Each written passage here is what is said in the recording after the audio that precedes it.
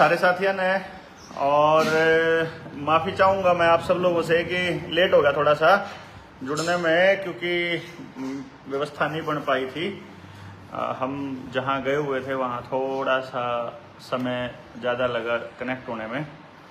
तो आप सारे साथी जुड़ जाओ एक बारी, जो साथियों को लिंक भेज दो जितने साथी आपके साथ जुड़े, और फिर हम बातचीत को शुरू करते हैं। जो बात मैं कहने के लिए आज अभी आपके पास आपके सामने लाइव आया हूँ, और फिर हम इस पर चर्चा करते हैं। इसका वाईफाई का है कि वाईफाई बढ़िया?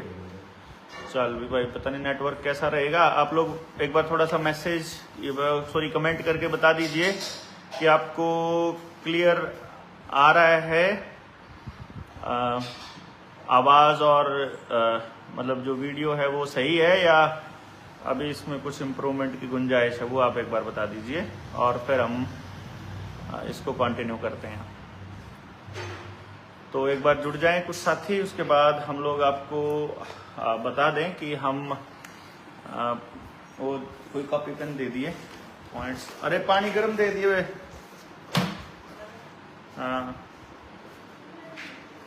हम इस पॉइंट्स पे डिस्कस कर लें कि जो मुद्दा है जिसकी वजह से हम लोग लाइव आए हैं। हम लोग सोच रहे थे कि लाइव आए,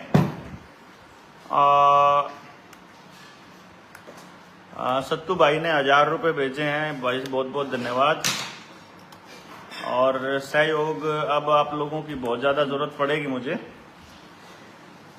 क्योंकि आपने सारे प्रकरण देखे कि देवेंद्र भाई क्या कर रहे हैं, देवेंद्र भाई क्या कर रहे हैं। देवेंद्र भाई तो कल भी यही कर रहे थे, आज भी यही कर रहे हैं। आप तो रुकने वाले हैं नहीं, ना आप कदे पहले रुके ना आप आज रुके। और ज़िंदगी में बहुत बार हम ज़ीरो पे आए हैं, बहुत बार हमने ज़ीरो से शुरू किया है। नौकरी करा करते जब सरकारी, तब भी नौकरी छोड़ी, तब ज़ीरो पे आए। उसके बाद फिर इंस्टीट्यूट शुरू किया, फिर इंस्टीट्यूट टॉप पे लेके गए, चंडीगढ़ के टॉप मान्य इंस्टीट्यूट्स में हम अपने आप को स्थापित कर गए। और फिर जब बातें समझ में आई कि भाई तो समाज का सत्यानाश हो लिया, तो हम फिर ज़ीरो पे आए। तो जब लॉकडाउन लग गया, उसके बाद सारी चीज़ें बंद हो गई। उसके बाद फिर लॉकडाउन में भी फिर अकेले पड़ गए। जब सारे किसान आंदोलन में भी बहुत से लोगों को समझाया, फिर न्यू वर्ल्ड ऑर्डर पर लोगों को समझाया, और चीज़ें जब ठीक होने लगती हैं तो उनको हथियाने के लिए बहुत सारे लोग आ जाते हैं, पर चीज़ें जब खराब होती हैं तब मदद करने वाले बहुत कम लोग होते हैं। ये सब आप लोगों को मालूम है। जीवन में सभी के इस तरह की चीज़ें हुई हैं, और सब लोगों ने अपने ज़िंदगी में इस तरह के उतार चढ़ाव देखे हैं। तो इतना बड़ा कोई इशू मैं मानता नहीं हूँ ज़िंदगी के अंदर अप एंड डाउन्स का, या किसी भी तरह से किसी की मतलब इस तरह की किसी कार्रवाई से। तो मैं समझता हूँ कि आदमी जो कर रहा है उसको ये फोकस इस बात से नहीं हटना चाहिए कि वो क्या करने के लिए घर से निकला था। क्योंकि जब प्रकरण चलते हैं इधर उधर के और दूसरी बातें जब होने लग जाती हैं, तो मेरे दिमाग में तो सबसे पहले एक ही सवाल उठता है कि क्या यही सब करने आए थे। यानी कल जब मुझे अपनी सफाई में कुछ पेश करना था, और जब वो सफाई में पेश करने वाले प्रकरण में जब मैंने अपनी बात रखने के लिए जब मुझे कहा गया, तो मेरे दिमाग में एक सवाल आया सबसे पहले कि क्या यही सब करने के लिए हम लोग घर से निकले थे। और यदि हम यही सब करने के लिए घर से नहीं निकले थे तो फिर हमें ये सब नहीं करना है। इसलिए हमें वही करना है जो करने के लिए निकले थे। हम निकले थे समाज को जगाने के लिए, समाज में से उन लोगों को निकालने के लिए जो इसी तरह से सोचते हैं जैसा हम सोचते हैं। तो कोई व्यक्ति अगर अलग एंगल से सोचता है तो वो गलत नहीं होता है। तो अलग एंगल से सोचना वो अलग है, और सही तो इसमें ये नहीं होता है कि आपको किसी की अप्रूवल की जरूरत होती है कोई भी कार्य करने के लिए। इसलिए जो तय किया था कि हम लोग जो हैं वो 8 जुलाई को हम अपनी किताब का विमोचन करेंगे। वो विमोचन वाली जो प्रक्रिया है वो कॉन्टिन्यूसली वैसे ही रहेगी जैसे हमारी चल रही है। हम लोग 8 जुलाई को किताब का विमोचन करने जा रहे हैं, नहीं भी करने जा रहे हैं तो समाज को बताने जरूर जा रहे हैं कि हम क्या करने वाले हैं और किस तरह का हमारा विजन है।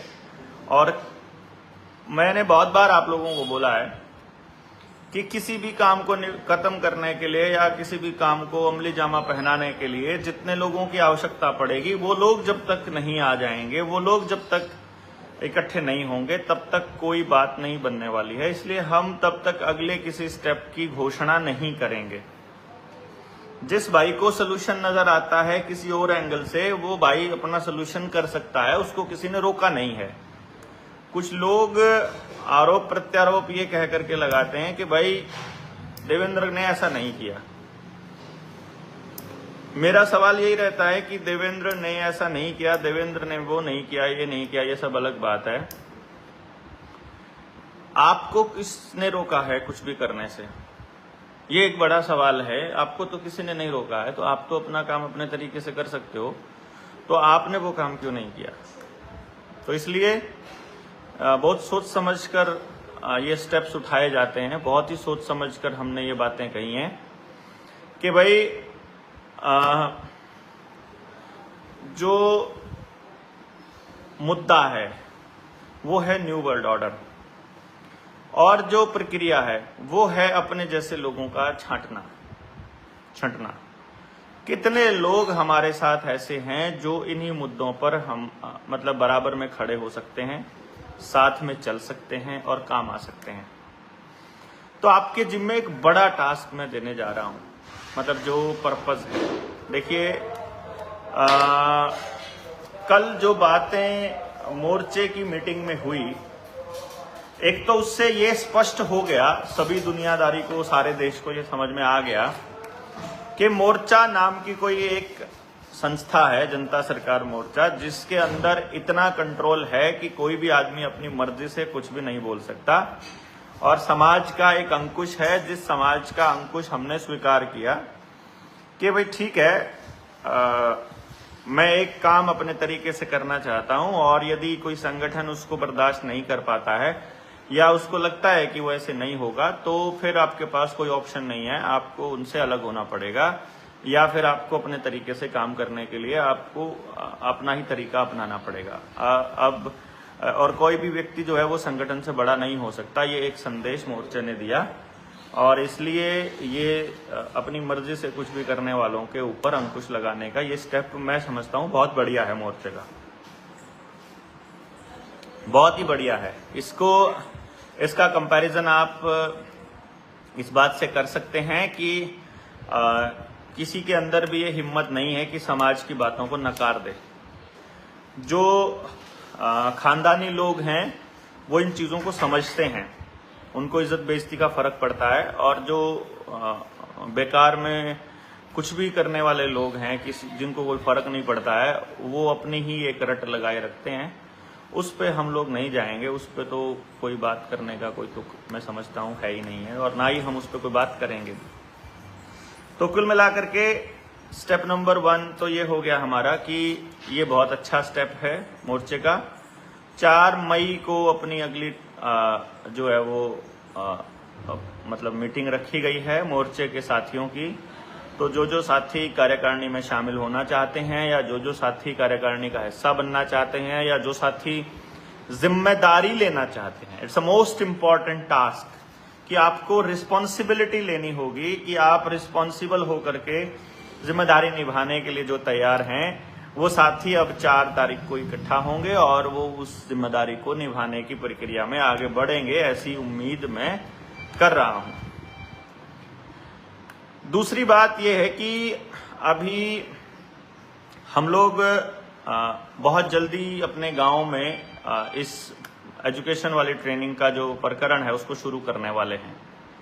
तो जो मॉम्स बॉय हैं, जो मम्मी के लाडले हैं, जिनको गर्मी लगती है या जिनको मच्छर खाते हैं, वो इस मिशन में भाग जाएंगे और वो नहीं आ पाएंगे। और आपको यदि मेरा साथ देना है, मैं आपको एक सिंपल सी बात बता रहा हूं, आपको यदि देवेंद्र बल्हारा का साथ देना है, तो देवेंद्र का साथ देने का एकमात्र रास्ता है कि उसको उसके काम में आप कैसे मदद कर सकते हैं जो वो काम कर रहा है, बस। और मेरे लिए सबसे जो इम्पोर्टेंट टास्क और सबसे जरूरी काम है कि इस मिशन में आप फिजिकली कितनी मदद आप मेरी कर सकते हो। फिजिकली का मतलब ये हो गया कि आपको वहां साथ में हाजिर रह करके आप कितनी मदद कर सकते हो। That is the most important task for me. अगर आप साथ रह करके मेरी मदद कर पाएंगे तो मेरे लिए उससे ज्यादा कुछ भी खुशी की बात और उससे अच्छी बात कोई भी नहीं है। कुछ लोग हमें अर्थ से मदद कर देते हैं, वो एक अलग मैटर है, वो एक अलग तरीका है मदद करने का, पैसे से मदद करने का। वो अप्रिशिएट करता हूं मैं, आपका बहुत बहुत धन्यवाद भी है। लेकिन उससे ज्यादा मदद हमको इन पर्सन चाहिए कि हमें गांव में जगाने के लिए व्यक्ति चाहिए। आप 1 हफ्ता दीजिए, आप 10 दिन दीजिए, आप जैसे भी करिए, आपको अपना समय निकालना पड़ेगा और उसके लिए ट्रेनिंग देने के लिए हम तैयार हैं और आगे बढ़ने के लिए हम आपके साथ चलने के लिए उसमें हम आपको जो भी चीज़ की ज़रूरत पड़ेगी, जिस भी चीज़ की सहायता की, किसी समझ की, किसी नॉलेज की, किसी डॉक्यूमेंट की, वो हम लोग कर सकते हैं। लेकिन आपको इसमें पहला स्टेप ये करना पड़ेगा कि आप हमें मदद करें या इस पॉइंट पर कि आप फिजिकली हमारे साथ प्रेजेंट हो। अगर आप फिजिकली प्रेजेंट ना हो करके फिर आप हमें सेकंड नंबर पे फिर मतलब अगर आप तन नहीं अपना दे सकते तो तब आपको देना पड़ेगा अपना धन। वहां पर आप मतलब तन में आप ये भी कर सकते हो कि प्रैक्टिकल इसको लोगों तक पहुंचाने में आप ऑनलाइन जाने में मदद कर सकते हो, आप ऑनलाइन एजुकेशन में या कंटेंट राइटिंग में या दूसरी चीजों में। अब हमारे पास वो समय आया है जब बहुत सारे लोगों ने बताया था कि हम कंटेंट राइटिंग में बेस्ट हैं या हम ये काम कर सकते हैं। तो अपना विजन डॉक्यूमेंट हम अब हर गांव तक लेकर के जाएंगे।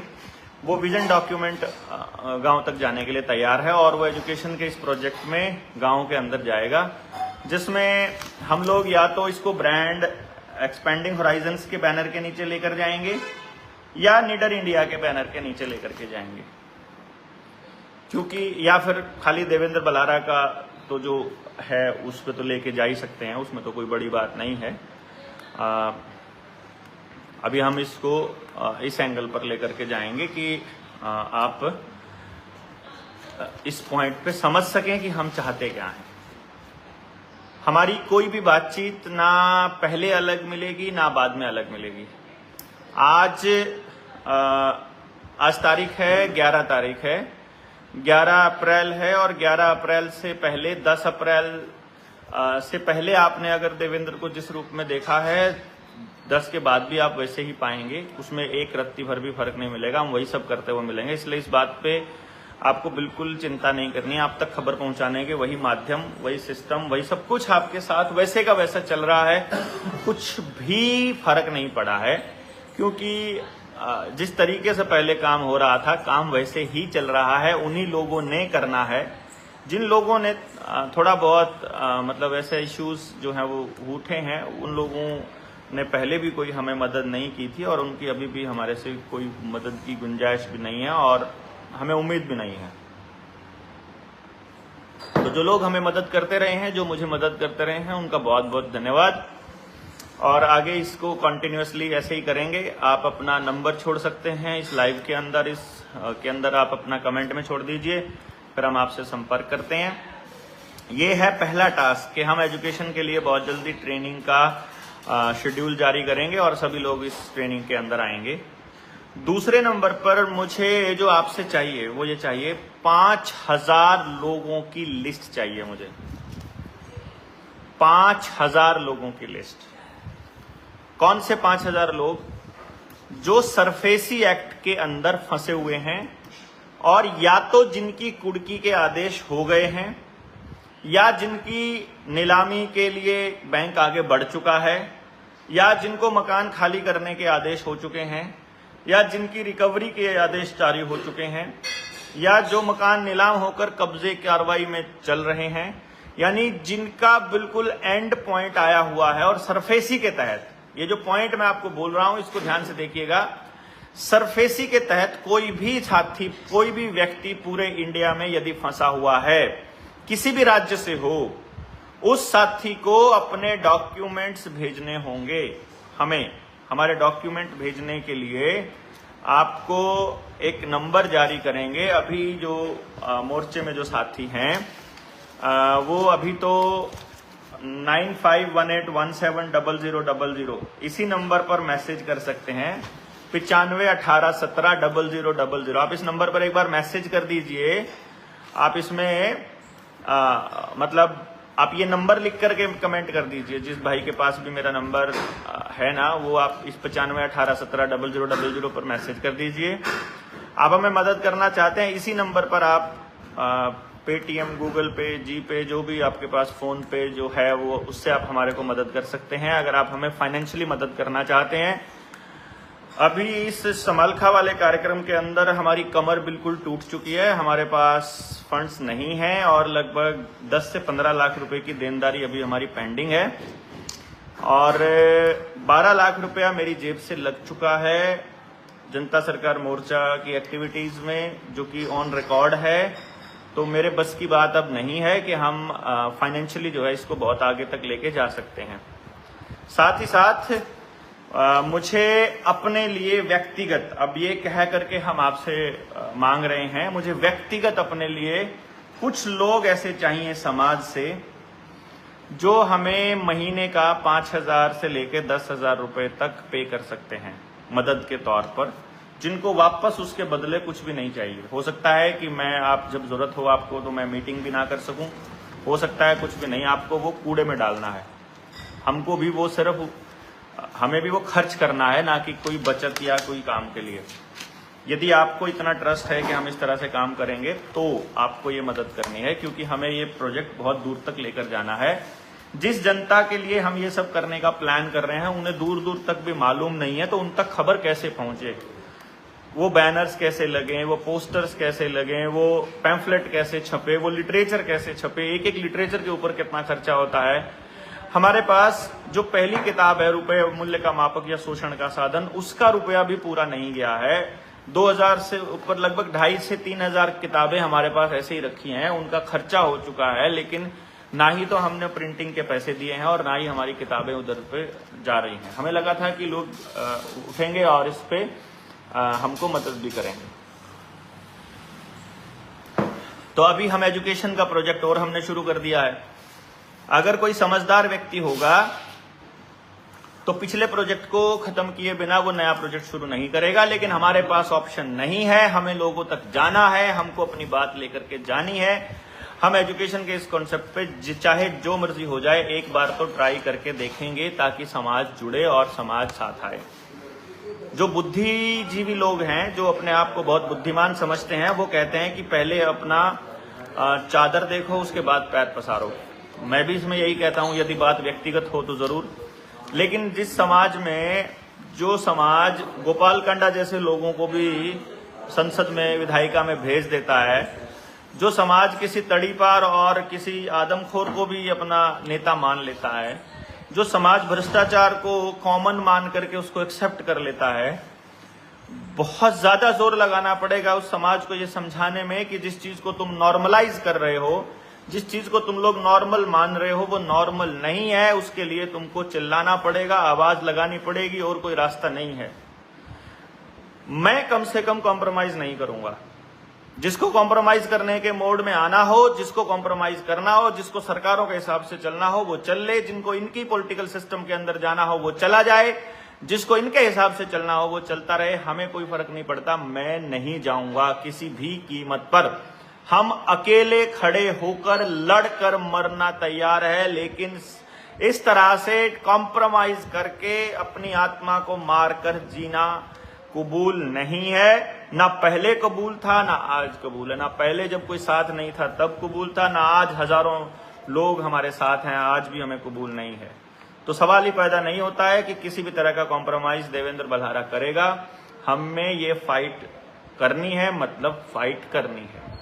हमें लोगों तक लेकर जाना है, मतलब लेकर जाना है। जिन साथियों ने हमें YouTube के ऊपर सुपर थैंक्स भेजा है, चाहे किसी ने 10 रुपए का भेजा है, चाहे किसी ने 50 रुपए का, एक साथी ने 1000 रुपए भी भेजे हैं, उसके लिए बहुत बहुत धन्यवाद। इसके लिए मैं जितना धन्यवाद कहूँ उतना कम है, लेकिन यहाँ पर वो 30-40% काट लेते हैं जी अपना TDS। बेटर ये है आप 9518170000 पर आप हमें आर्थिक सहायता भेज सकते हैं। वहां पर आप सीधा ऑनलाइन भेजिए। अगर आप बाहर से हैं, दूसरे किसी कंट्री से हैं, तो फिर आप अपने घर वालों को इधर भेज सकते हैं। पर हमें कुछ साथी चाहिए जो हमें परमानेंट मदद कर सकें, क्योंकि डेली की मूवमेंट आप समझ सकते हैं बहुत टफ रहता है। नहीं तो हमारे काम, हमारा लिटरेचर का छपना, वो सब पेंडिंग पड़ा रह जाएगा। काम हमारा फिर भी चलेगा, रुकने वाले हम फिर भी नहीं हैं, चलता रहेगा ऐसे ही। कोई दुनिया की ताकत नहीं रोक सकती, लेकिन स्पीड से नहीं कर पाएंगे जितने स्पीड से हमें करना चाहिए। फिर वो अपनी स्पीड होगी, जितनी हो रही है उतना करते रहेंगे, वो कोई बात नहीं, उससे कोई फर्क भी नहीं पड़ता। उसको ज्यादा हम सीरियसली लेते भी नहीं है और उससे कोई दिक्कत भी नहीं है, हमें उससे भी कोई दिक्कत नहीं है। दिक्कत है कि समाज के जो लोग जिस स्पीड से उम्मीद कर रहे हैं उस स्पीड से कोई बदलाव नहीं होगा। तो ये एक दूसरा पॉइंट है। तीसरा बिंदु जो फिक्स, जो मैंने आपको बताया कि कुछ लोग जो परमानेंट आप मदद कर सकते हैं, बाकी नंबर मैंने आपको दे दिया है 9518170000। और नीडर इंडिया चैनल को आप सब्सक्राइब और शेयर तो कर दे ही देंगे, जो मैक्सिमम लोगों तक इसको पहुंचा ही देंगे, इसमें तो मुझे कोई डाउट है नहीं। प्लस जो मुझे आपसे उम्मीद है वो ये है कि जो लोग प्रैक्टिकली गांवों के अंदर आकर के अपने गांव में मिशन में शामिल होना चाहते हैं, जो एजुकेशन के कॉन्सेप्ट को अपने गांव में लागू करना चाहते हैं, जो इस किताब के छपने में हमारी मदद करना चाहते हैं, जो इस रिसर्च का हिस्सा होना चाहते हैं, जो शिष्य कुल का हिस्सा होना चाहते हैं, जो अपने बच्चों को शिष्य कुल में दाखिल करवाना चाहते हैं, उनके लिए एजुकेशन की ट्रेनिंग मस्ट है। वो कंपलसरी है, नहीं होगी तो नहीं करेंगे, सीधी सी बात है। हम आगे नहीं बढ़ेंगे जब तक कि ये काम नहीं होगा। तो वो आगे बढ़ने के लिए एजुकेशन की ट्रेनिंग का होना बड़ा जरूरी है। एजुकेशन की ट्रेनिंग के लिए भी आपको एजुकेशन ट्रेनिंग मांग लेनी है, लिख करके अपना परिचय लिख के भेज दीजिए। एजुकेशन की ट्रेनिंग का लिंक आपके पास मिल जाएगा। उसके लिए भी 9518170000 पर ही आपको व्हाट्सएप करना है। तो एजुकेशन की ट्रेनिंग का ये हो गया पार्ट। एक जो चीज और इम्पोर्टेंट थी जो अभी हम करने वाले थे, वो ये था कि जो तालकटोरा स्टेडियम में पेरेंट्स थे, उनके सवालों के जवाब मैं देने वाला था 5 बजे से लेकर 7 बजे तक। लेकिन चूंकि हमारा इरादा ये था कि हम 5 बजे तक चंडीगढ़ पहुंच जाएंगे और फिर वो क्वेश्चन आंसर्स वहां हमें मिलेंगे तो कर देंगे, लेकिन हम अभी तक करनाल में ही हैं तो पहुंचना बड़ा मुश्किल रहेगा। इसलिए हम भागम भाग में इस लाइव में आए हैं। और अभी किताब के लिए 2 दिन का मंथन का समय मैंने लिया है, कल और परसों का। इस मंथन के समय के बाद फिर मंडे को हम लोग शाम को फिर से लाइव आएंगे, 2 घंटे के लिए आएंगे। तब 2 या 3 घंटे के, 3 घंटा हम मिनिमम ले लेते हैं, 8 से 11 बजे का टाइम ले लेते हैं, जिसमें पेरेंटिंग के इश्यूज पर चर्चा होगी और आप सब लोगों के सवाल होंगे। तो आप सब लोग जो भी सवाल आप पूछना चाह रहे हैं आप अभी पूछ सकते हैं। और जो ये कह रहे हैं आप हमारे गुरुदेव का सत्संग सुने, आने वाला समय कितना खराब है। हाँ ठीक है भाई, ये सत्संग तो हो लीजिए भाई। हमारे गांव में पुलिस चौकी खुल रही है। जिस गांव में पुलिस चौकी खुल रही है ध्यान दीजिए, उस गांव में नशा आने वाला है। पुलिस चौकी नशेबाजों की रक्षा के लिए खुल रही है, और ये मत सोचना। और 10 से 15 साल का कार का मुद्दा उठाओ भाई, मैं क्यों उठाऊं, मेरा काम थोड़ी ना है।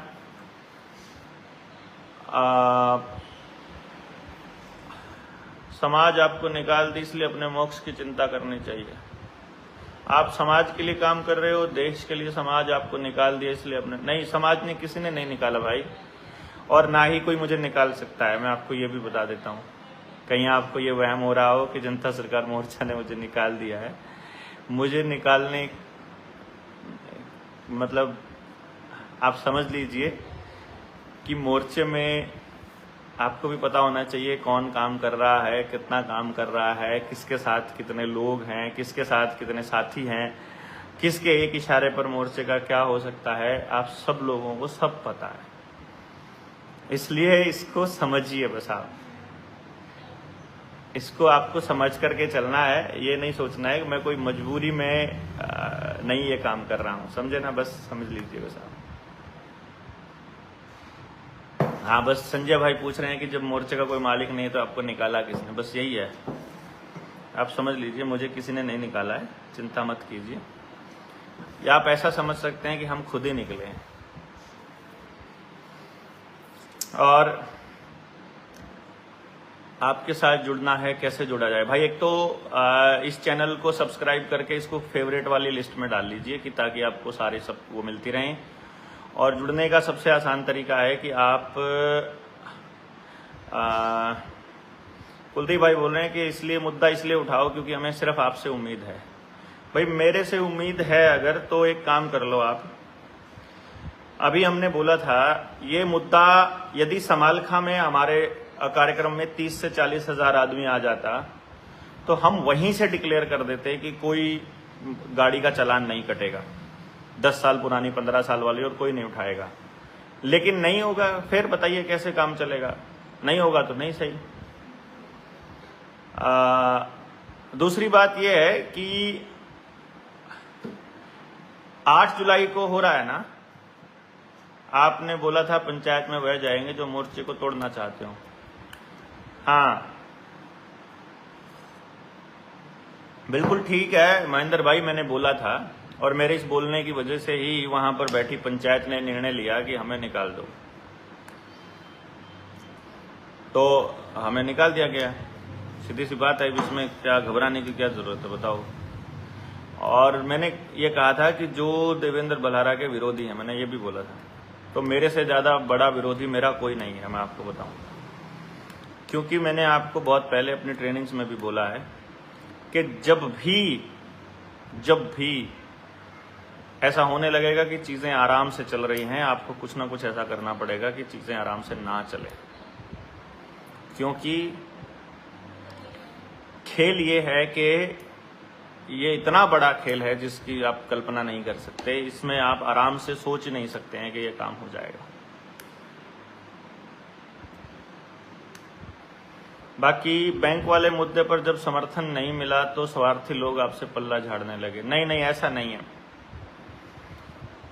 बहुत से ऐसे साथी हैं जिनका बैंक वाले मुद्दे पर समर्थन, आप जितने भी लोग हैं, जितने भी साथी हैं, वो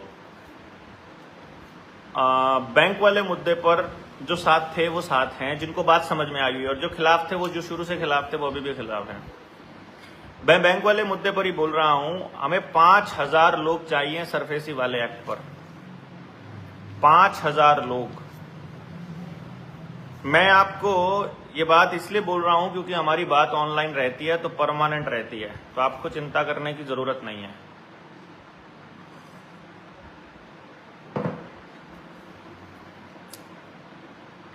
वो लोग जो सरफेसी में फंसे हुए हैं, हम सरफेसी में ही बदलाव करवाने जा रहे हैं और वो हो जाएगा, इतनी बड़ी बात नहीं है।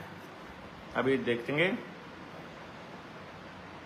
डोनेशन में 30% यूट्यूब काट लेता है। हाँ इसीलिए बोला, इसीलिए नंबर बोला मैंने राजीव गुलाटी जी कि आप 9518170000 पे भेज सकते हैं। वो भी एक तरह से संगठन के पास ही जाएगा, पर्सनल मेरे पास उसका अकाउंट नहीं है। वो एक एग्रो फूड अकाउंट है, उसमें जाएगा करण के नाम से।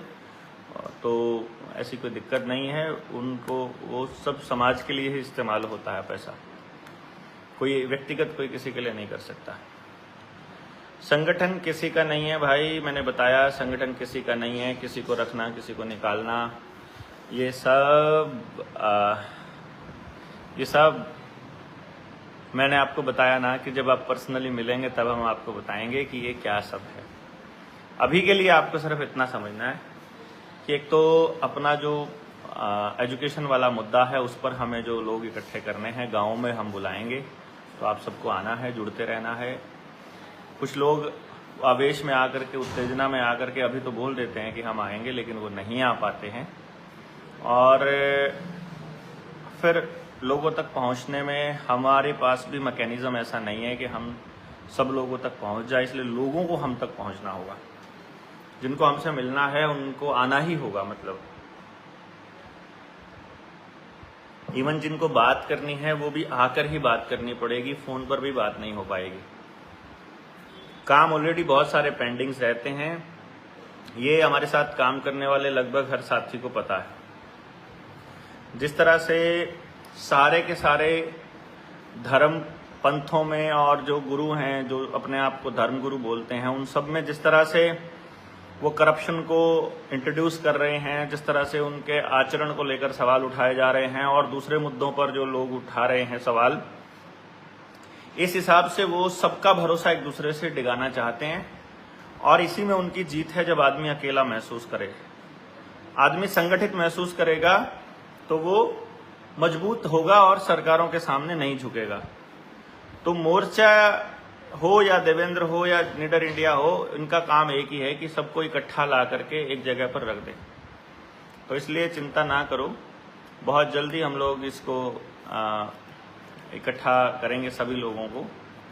और मेडिकल इमरजेंसी अभी भी लगी हुई है, अभी तक ऐसा कुछ नहीं आया है। अभी पेपर में हटा दिया होगा तभी नहीं मालूम है।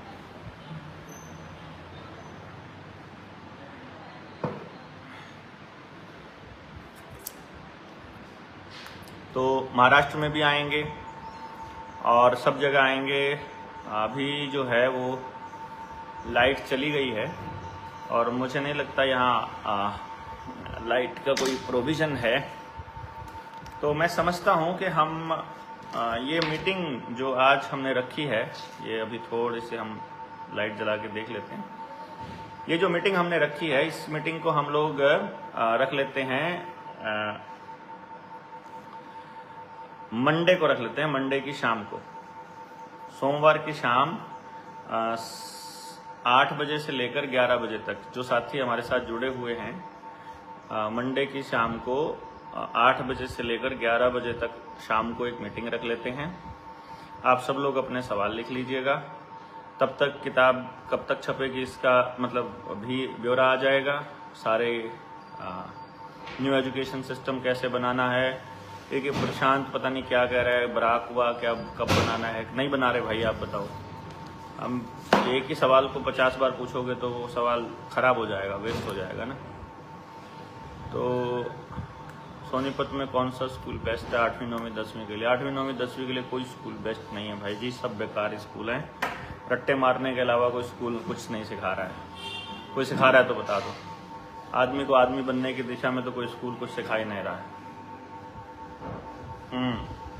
आंधी तूफान चल रहा है, बिल्कुल सही बात है, नेटवर्क भी कट सकता है। तो बेटर ये है कि हम लोग मंडे को मिलें। हाँ बिल्कुल लाइव होगा मंडे को शाम को 8 बजे। तो आप लोग तैयार रहिएगा और अपने सवालों के साथ में, और फिर हम भी आपसे मिलते हैं बहुत जल्दी, क्योंकि ये लड़ाई इतनी आसानी से रोकनी नहीं है। 9518170000 पर मैसेज करके आप जुड़ सकते हैं और आप हमें प्रयागराज वगैरह सब जगह एजुकेशन की ट्रेनिंग करेंगे, सब करेंगे। आप मुझे मैसेज कीजिएगा व्हाट्सएप के ऊपर और हम कनेक्ट होते हैं। उसी नंबर पर आप हमें मतलब आर्थिक सहायता भी भेज सकते हैं और फिर हम मिल करके इसके ऊपर अगला कार्यक्रम करते हैं। बहुत बहुत धन्यवाद। जय हिंद, जय भारत।